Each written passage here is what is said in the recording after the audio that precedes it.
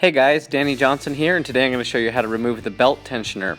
So the first thing you want to do is remove the tension off of the belt, and so you're going to put a breaker bar in here. This one reduces down to a 3/8 inch drive, and you can see as you turn the breaker bar to the side, it reduces the tension on the belt, and so you can just lift the belt off, and you can just take the belt off entirely if you want, or just around the tensioner where you're working.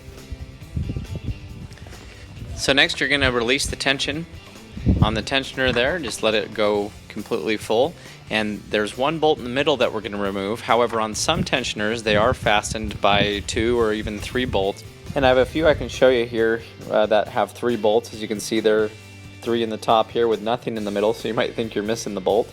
And just remember, you do want the belt off of the car as you're removing this so that you don't cross thread any of these bolts.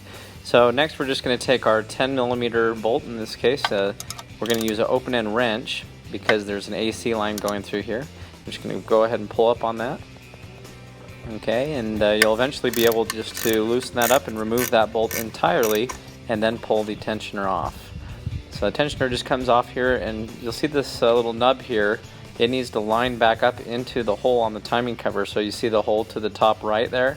So just make sure as you're reinstalling your new one that lines up properly, and then go ahead and tighten it down. You don't want to go too tight because you don't want to snap anything. So next, just put the belt back on and relieve the tension back onto the tensioner, and then just follow it around to make sure that it's going in the proper path. And this does vary by car, but you can see how it's going on this one. Just down there, up and back around. And so anyway, it's that easy to replace the tensioner. Let me know if you have any questions, and as always, thanks for watching.